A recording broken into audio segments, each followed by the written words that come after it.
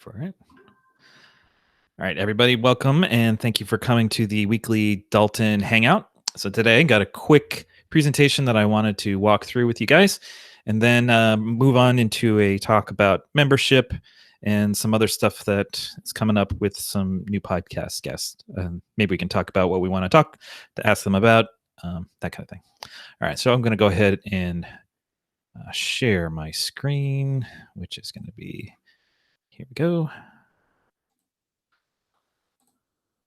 Share.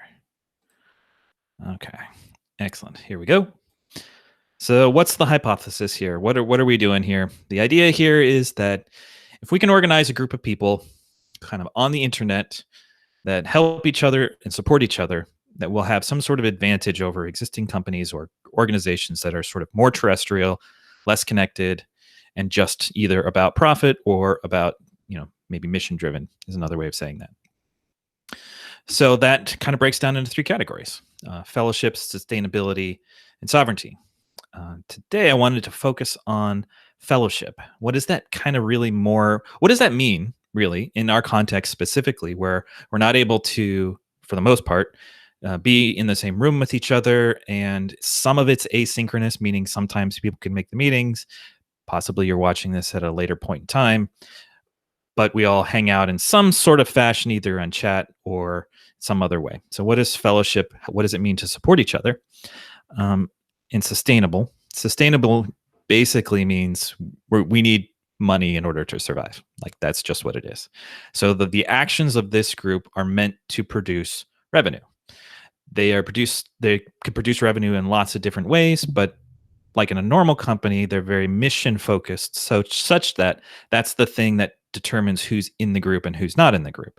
So if you're not aligned with the vision of the company, if you're not all pulling towards the same thing, then those people who aren't leave. So in a normal company, the thing that it does typically stays the same and the people move in and out. Here, though, the people are the most important part, the community, and the things that we do change. And the things that we do, we need to do them in a specific way, and that's such that they are mission driven. So the teams that are in Dalten that are doing things for revenue need to be very mission focused, such that if there are members of a team that aren't gelling together or can't come to the same conclusions about what to do, then the team makeup can change. But that doesn't mean that they leave the group in general. So that's what sustainability is. And sovereignty is that we do this on our own terms, from the lowest level of an individual all the way on up.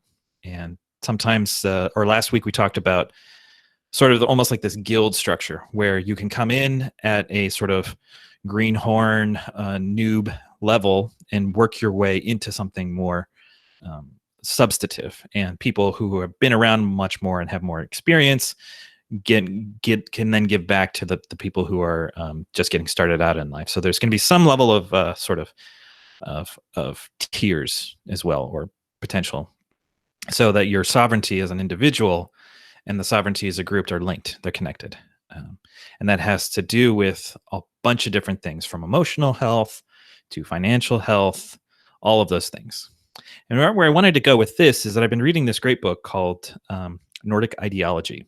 And in the book, they kind of walk through four sort of principles at which we could use as a framework for how we would be thinking about groups, and the groups of groups, which are societies.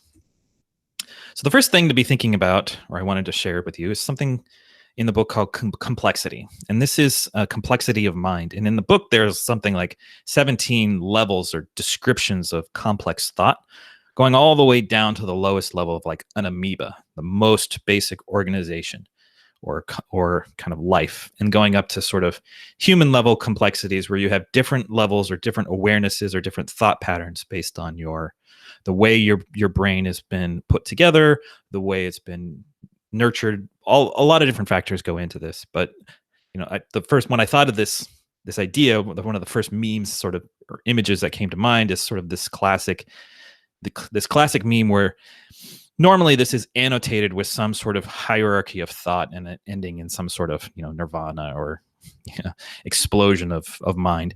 But that is one thing that we're looking to do in the Dalten Collective, is to ever increasing help each other increase in complexity of thought. And this isn't to say that everybody has to be at the same level. More likely, there's going to be a few different levels, but we can all help each other come to a better understanding of the world around us, such like systems thinking, for example. And one way to really attain systems thinking is to code, right? Code in this particular example is actually not code in the set of instructions like we think of it, but it does definitely have some relation here. Code is really meant to be more like culture, right? The way, the human operating system.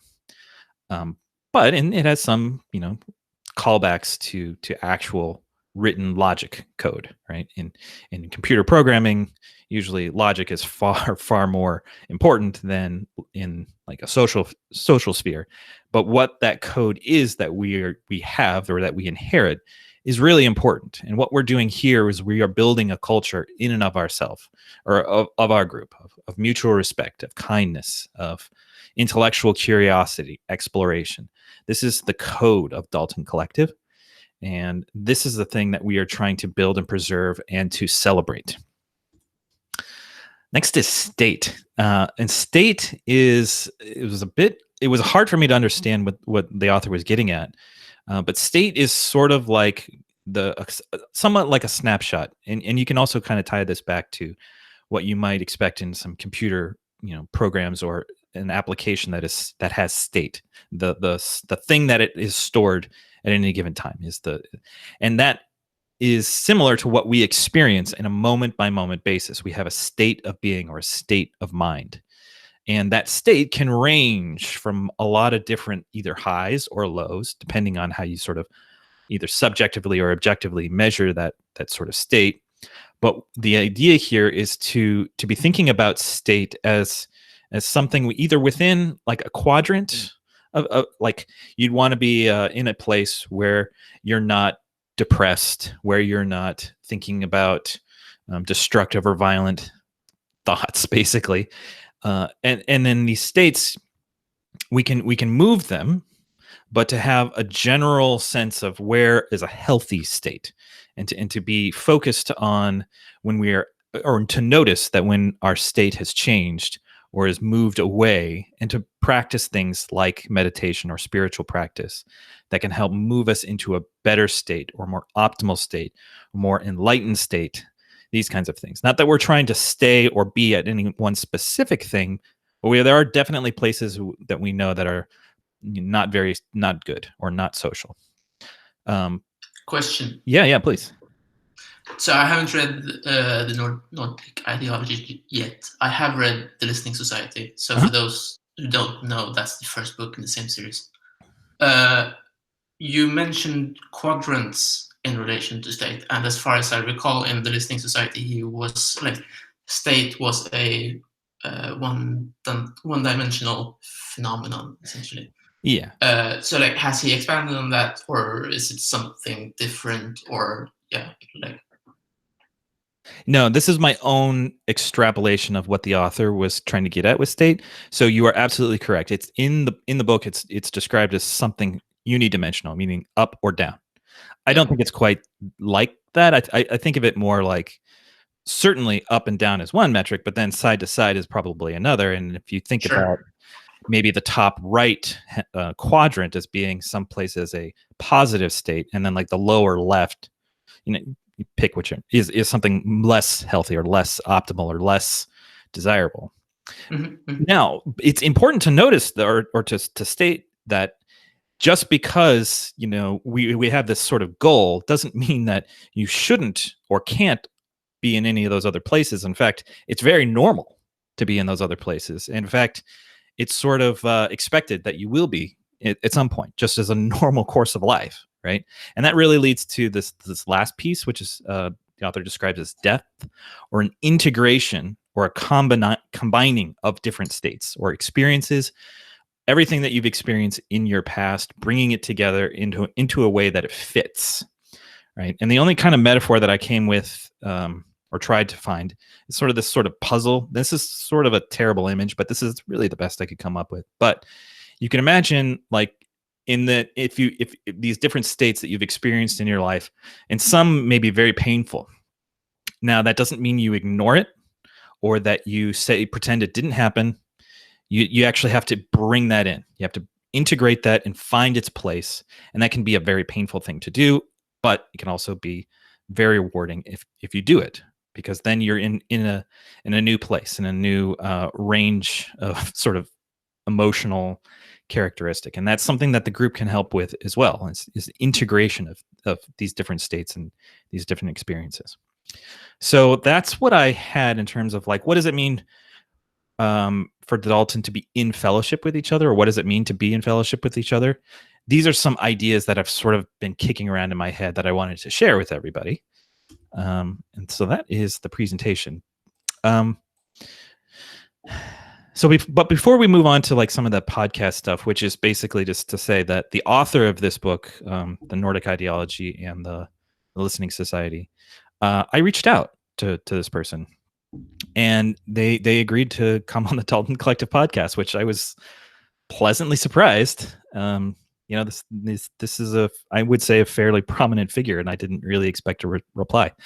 So I'm really looking forward to that. It's going to be some time before they have some freedom in their schedule to do that. So it's going to be late June probably, but we can be thinking about, I think in our terms, what does it mean, or how do we want to be in right relationship with each other? And some of these things, if other groups did the same thing, all of us together would probably form something like what the author is getting at in his book is basically the idea there. But how about, actually, since we're on this topic, why don't we just stay here for a moment? So how did some of these ideas land with you guys, and what are some of those things that might be relevant to be thinking about or to ask? His name's Hansi. To ask Hansi when he comes on to the Dalten Collective podcast. I'm interested in seeing how I can, I like the idea that the project can help with complexity of thought. I think that's probably the one that speaks to me the most. I feel like I have a pretty good level of complexity of thought, or at least, let's say, pre-Urbit, I felt that way. And then coming into a space where there are so many really bright people has been really sort of eye-opening. And so I hope that that can continue in the Dalten subset of that space. And I don't so we're doing in the Hooniverse thing that I'm doing, we're doing a knock lesson on Saturday. I want Sarpen to talk about what he's been doing with threads, and I would love to see the Yoso Ubik talk about Canvas, and even if I can't quite grasp it, so this is the also tiering up or leveling up within the organization, hearing things that are just outside of my understanding and trying to integrate those has always been really enjoyable for me. And that's the one that I think is the most important for me out of what you described. Cool. I think in terms of also finding purpose, I connect well with what Raps said, but and I'd like to add that the connecting thread, however, and it would be interesting to get his perspective on, how does he find inspiration, direction? Because one thing I'm struggling at the moment, for example, is have a ton of projects, but I have not a lot of depth in them. So is that an initial strategy, or is it better to, plan? Like, for example, even with the Dalten Collective, is this broad approach that has been taken something he recommends, or is it rather a more specific, similar to what Paul Graham says, make things that don't scale. In this context, it would be, do one thing. And then, because there's this other guy also on Twitter, he's founder of Tiny Capital, and he said he was saying how first it's better to, if you want to start whatever venture, first it's best to start with a platform and do something well, get the low hanging fruit, and then build on top of that, rather than trying to do the super ambitious thing from day one or end things from day one. That's interesting. I'd like to hear what what can be said about that. And I'm trying to take notes too, but what's nice about this, since it's recorded, I'll make sure to come back here and rewatch this again too, just to make sure. Jack, what are you thinking? So one thing, so the whole like distinction between doing many things and doing one thing, and like taking the low hanging fruit and so on. So the way I understand the collective so far is that in like it depends a bit on your perspective, I suppose, but like you could view it as actually doing just one thing, and that is gluing individuals together. Like I realize that's probably not what is meant when saying just doing one thing, because it's more in a like money making framework that is said, I suppose. But I still think there's something to be said for like focusing in a similar way on just doing one thing, and like making sure that part actually works really well before. I mean, of course, it's going to be like you're going to have to battle test it against reality to realize that it works really well or not.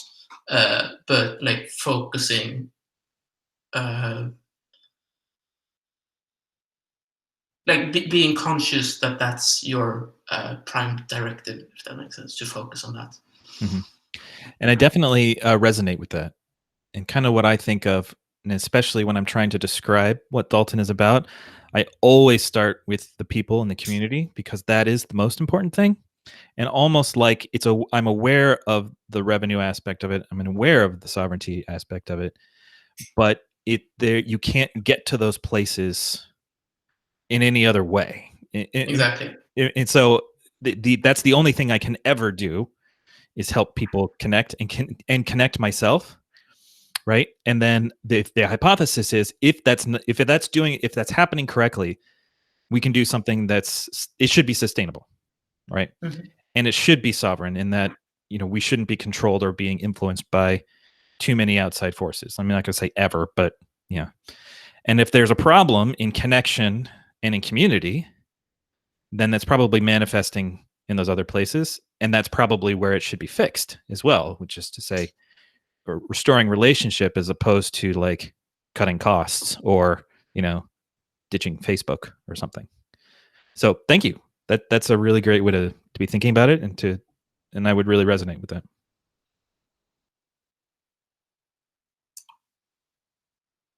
Well, I got one more for you, Kenny. Yeah. Like I think it's interesting to talk about state, especially in the single dimensional spectrum that's described, because in a unidimensional construct, it seems like there's one pole that's good and one pole that isn't. And I think your two-dimensional construct might be good too, because there could be like manic states that are bad, just as there are happy states that are good, and maybe feeling sad about the loss of a friend or some other, grievance is good, but feeling sad all the time is bad. And I guess my question is, I don't know how well people can manage each other's feelings, or are we talking about like the feelings of groups or individuals, and is the idea to support those feelings, or what are you thinking there? I think this is fractal, right? Okay. In the sense of that sovereignty is also somewhat fractal. So the state of the individual and the state of the group, you could think about them roughly equivalently, and at least in their characteristics, or at least some characteristics.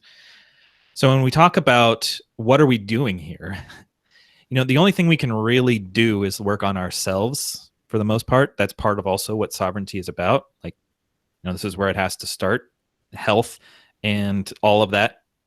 And then that goes back up to the rest of the group. And then the combination of all of us interacting has its own dynamics, which also has an effect on our own state. So I don't see them as separate things, but I understand, I think, where you're going with that is, no, the group cannot necessarily affect it's complicated. They're interconnected. But it's good to be conscious about both, but it's also probably the biggest bang for your buck, right, is to make sure you're grounded and centered first. I guess then I know what I would want to ask. Like, looking at the state of American politics and how we interact on political lines, I think many people are very unhappy, and they're also agitated about it. So they're like, in your example, I think top left corner. You know what I mean? They're hyperactive about how agitated they are about things. How would this author like attempt to ameliorate that as part of a group and part of an individual? You know, like what should the individual do? What should the group do to help aid in that individual interaction? Cool. So this is more addressed in the first book, the the Listening Society, and he has this term called meta modern society. And what is a meta modern society? Well, it's, of course, he goes into it in great depth, but the basic idea is that you can think about like the evolution or the transition of society in general has become more and more aware of things. So, and more things have come under, societal either influence or control. And let's say like the last phase of human society, we mastered sort of what nature was. Like if you think of there's a natural pattern or natural code, the sciences has really unlocked the physical world for us in a lot of ways. Not completely, but in a lot of ways, right? We don't do that with social code. Like we're just not aware of a lot of things, of how it is that we interact with each other a lot of the time. Now, that's not to say we don't, which is also not to say that, humans have been modifying the environment for a very long time. So we've had, it's a progression. It's not a state change necessarily, but what we are moving into is a society, or at least as a meta-modern society, or possibly could be moving into, is something that is aware of itself, meaning at a societal level. Society is aware that it is a society and that it has operating rules and procedures and things like that. And then it can modify those things, see how it works out in the world, and keep progressing towards a more pro-social, more pro-environmental, more pro-positive ways of being in collective groups. And I think that's something we can practice at our scale, especially. Right. So what does it mean to actually be sustainable with our environment? Right. We have an extremely low footprint. We have almost no sort of carbon footprint as a Dalten collective because of the tools that we choose and how we choose to organize, right? This kind of thing. So it's looking at your code and then, experimenting with it and try to making something better. Okay, that's cool. Yeah. Thanks.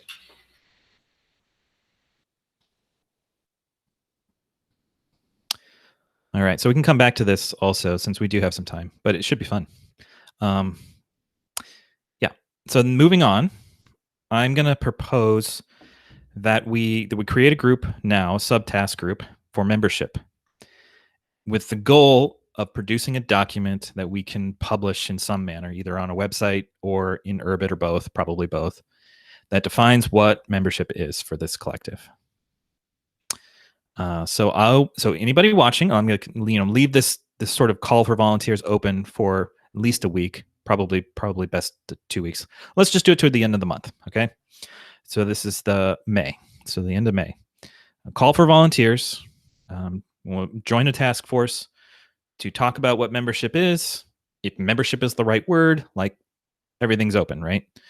But there's a goal at the end, a document. There needs to be a document produced at the end of this. So there will be some work involved. So anybody wanting to work on this, just go ahead and express your opinion or your willingness in chat. I think that'd probably be the best place to do it since other people can see there in the Dalten Collective group. And then I'm going to start organizing meetings for that. And I think this is important. And the reason it's important is because that's sort of like the most foundational thing we need to know. If we're really going to be moving any further along in this process, we sort of need to know who the group is. Do you have any ideas on like necessary elements, or is that the refining of those necessary elements part of this also? Yeah, it'll certainly be part of that, but I do have some thoughts, and I'm happy to share that. I think membership is sort of a sliding scale, meaning you can well, it's not necessarily sliding. There is a binary moment. There is a moment when you are not one and then you are, right? But it's definitely not going to be like something you buy. I don't think that's appropriate. I think it's something you earn. So that means, showing up to things, putting in time and effort, that kind of thing. After, initial membership, I think it's probably good to be thinking about tiers of membership or different classes of membership, or at least different roles. It doesn't necessarily have to be, actually, maybe roles is a better way to frame that. So everybody's a member, but people have different roles, something like that. But that's just getting at the idea of we're kind of like a guild in some ways, where we're going to have different levels of experience, and then there's going to be responsibilities for each group. Meaning, if you are a master, it's your responsibility to bring up the next group, and if you're a journeyman, then it's your responsibility to like get stuff done. And if you're coming in, it's your responsibility to learn, that kind of thing. So that's kind of what I've been thinking now. And I also don't think it's necessarily something that can't change, but probably should be more tailored to where we are currently, which is, small group of interested people looking to maybe do something together specifically, probably only one thing for some period of time, to try to earn some money and to hang out and sort of help each other out. I like that. Cool. Yeah, good idea. Great. The next, or I should say the last thing, so in terms of the multi-sig, I still haven't come up with any sort of like way to mark the occasion, but I mean, for the most part, we're ready. We could do it just about any time.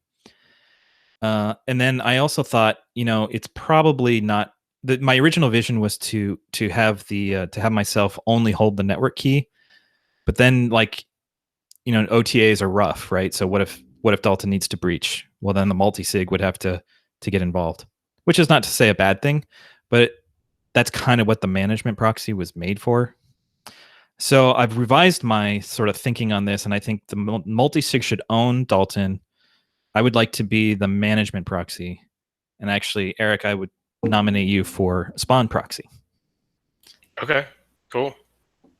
Yeah, I think it makes sense to have the management proxy. Like, I have a planet that I let a friend run, and I think management proxy is the perfect amount of control over that, because like you say, sometimes there are things that need to be done today, and you don't want to have to be there, or in this case, waiting on somebody else to do it. Yeah.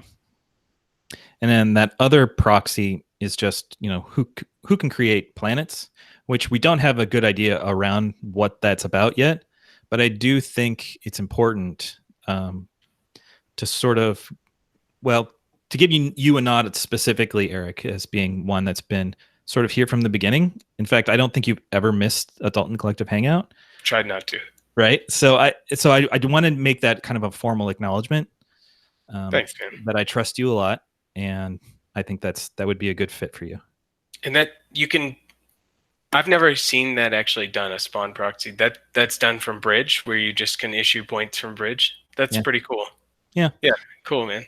So that remains to be seen what we do with children of Dalten, right? But but I feel very comfortable having you hold those keys in the meantime. Right on. Thank you. Quite literally, actually, right? Like, yeah. Cool. I appreciate that. That's very meaningful. Thank you. All right. So that's everything I had. Oh, actually, no, one last thing. So just to be putting in the back of your mind, I think one of the next things we should be thinking about in terms of Dalten is sort of like conflict resolution, having a process and be thinking about that before there's conflict, because if this is actually a successful group, there's gonna be. So I have some basic thoughts on that, meaning there should be conflict resolution in sort of two flavors, informal and formal, like, the things and processes and procedures that we do to help each other, but also not shy away from the things that are sort of grating. And then there's also maybe like a formal process, which is like, going to see the principal in the principal's office sort of thing. One thing I have been thinking about in terms of conflict resolution is it doesn't really make sense to have the conflict resolved by folks that have, conflicts of interest.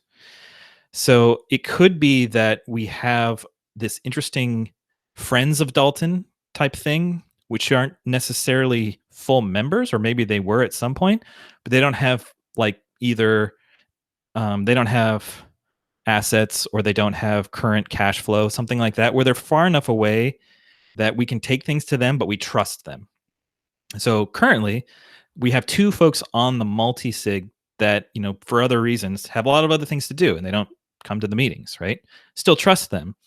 So the way I've been kind of thinking about that is sort of like Ed and Ted, or those two folks that I'm thinking about. I trust them. I trust them a lot, and I think a lot of us here do. You could kind of what would it be like if they were sort of like judges of some kind? So if we had a disagreement about some stuff and we needed somebody else to decide it, would it make sense for it to be somebody like those two, which they're interested in this group, but they aren't actually what I would call members? Does that make sense? Yeah. It's as opposed to trying to go through a recusal process for every person who might be involved in any interpersonal interaction. Yeah. It does make sense. Like, I don't know them personally, so I don't have a particular trust or mistrust towards them. But as a general idea, yes. And I love the name combination, Ed and Ted. Yeah.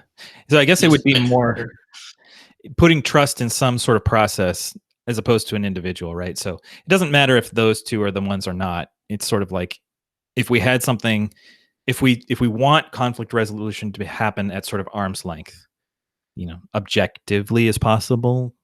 Yeah, that part I agree with. Yeah.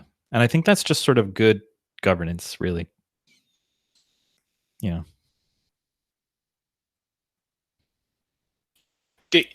you think there's any value to not having that in terms of like creating more hegemony in a group?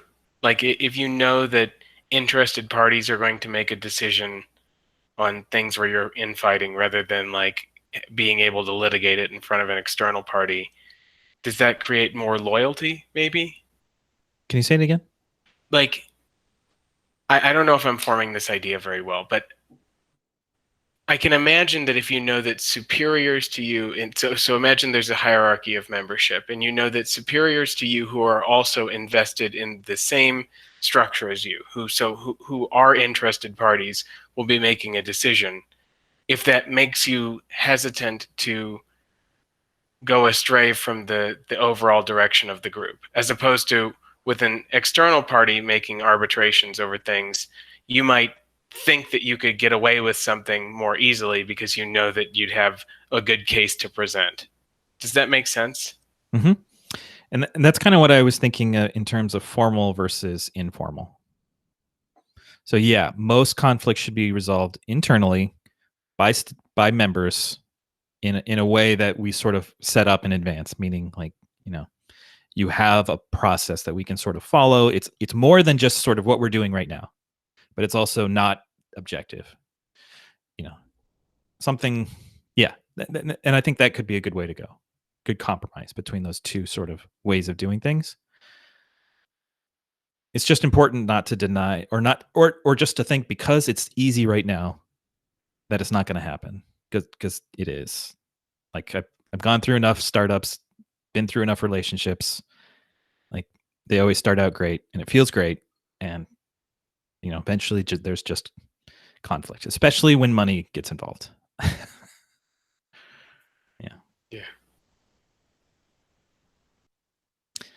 Yeah, but if we can do this, right? Like if we can be, if this, and again, I try to frame this as a hypothesis, is like I'm not like, I don't think we know the answer here. This is an experiment, so we should be thinking about it sort of that way. Is we have a hypothesis here. If we organize in this way, it'll work, but it might not.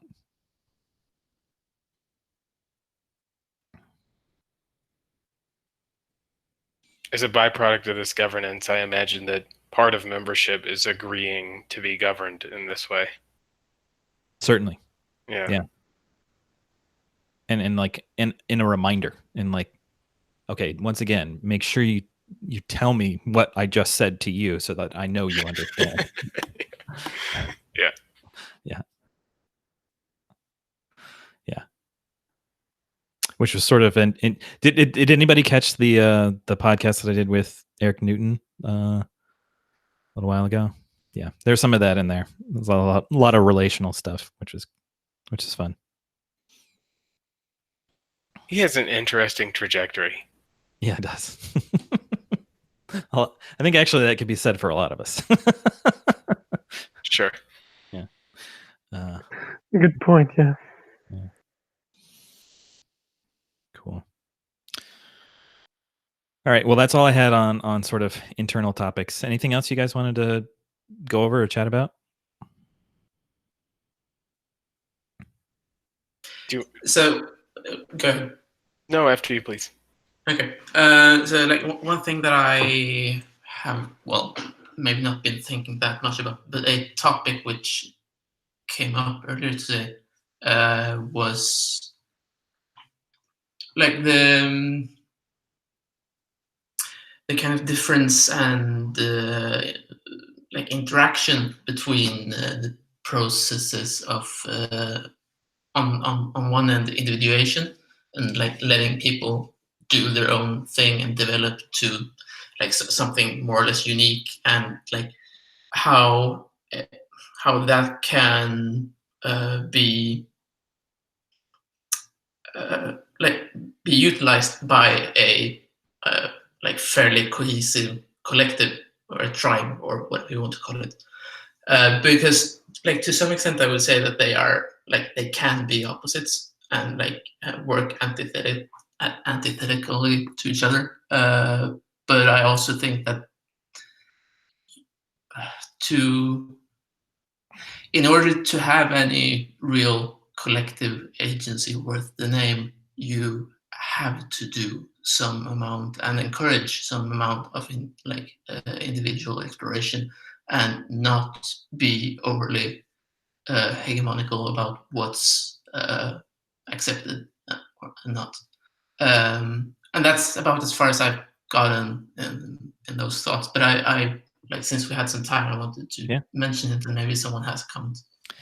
So I see Dalten as extremely high trust, right? In fact, it doesn't work if it's not. And the only thing I can kind of make an example to, at least in the things that I've seen and participated in, that's the closest, is like a church congregation, right? So what is that collective? They're organized around, religion, centrally. So that's what they're there for. But the way they make that sustainable is that they've got, there's a tithe, right? You give part of your income to the group. And that usually, depending on your branch of tradition, is optional, and the amount is somewhat variable, meaning there's like a suggestion, it's like 10%, but then it's not defined like what 10% even means. Like, it's a 10% of your gross, is it 10% of your net, is it 10% of your taxable? Like, it's just not defined, and it's not defined on purpose because it's left up to the individual to decide what the group is worth, how much they want to put in, all that kind of stuff, right? In a religious context, it's different. It's completely different. But those organizations are more sustainable, I would say, than things like tax-based organizations or municipalities, and that's at least in some sense, meaning you feel less bad about cheating on your taxes than not giving to your church. But it's almost the same idea, like give some portion of your income to the group. And this is kind of what I see happening with Dalten too, right? It's high trust in that I've got to trust you guys are doing good work so that you're bringing in revenue, because I'm going to be giving over a share of my revenue to the group as well. Now, what that proportion is and how we all make that work, we still don't know, right? But there is going to be absolutely some level of agency all the way down into the individual level, so that if you are working on a particular contract in your specific field and there's no other people working on that with you, you're still going to receive that income. And then that's going to make its way back to Dalten somehow. and there's going to be a lot of individual agency probably to go along with that. Now there's some gotchas there for sure, right? Which is to say, this doesn't work so well in churches either. Like money is still a contentious issue, and people still give big checks, and they want everybody in the congregation to know that they gave a big check. Like, so that stuff happens. So we'll have to be thinking about that. But you're right. It's we can't lose sight of the individual. We never can do that. But we've got to figure out at least the best process that we can find, such that the individual can trust the group, contribute to it, and then also get the same sort of benefit back.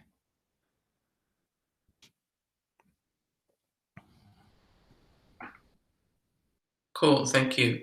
Are you aware of any other like similarly loose like financing schemes?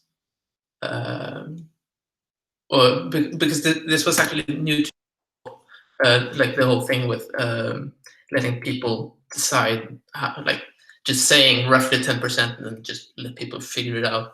So like I kind of like that scheme as a blueprint, I guess. But I like the first thing I thought when you said it was that but like that get like as you said later, it gets really like people want to show how much they're giving.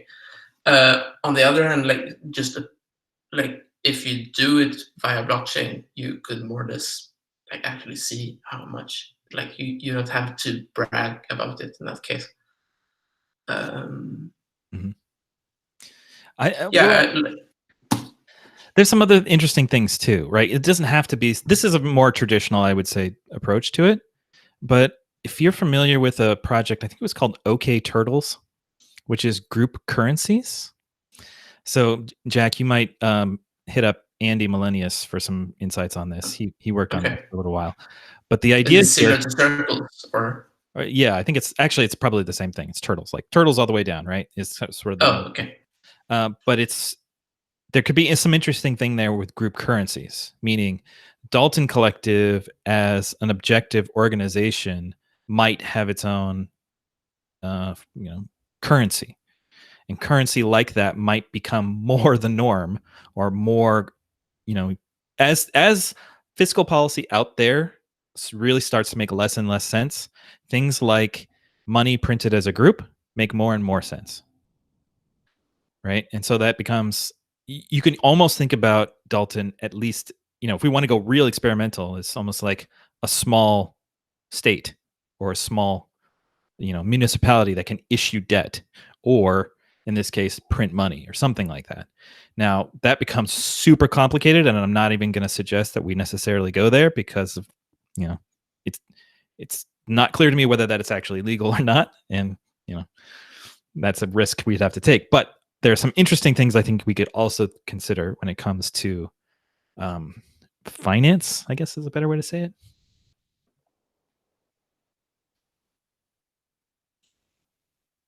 Cool. Yeah, thank you.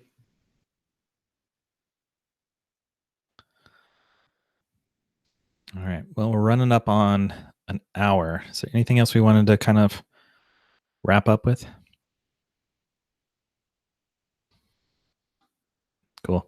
All right. This has been a fun conversation. Thanks for showing up, guys.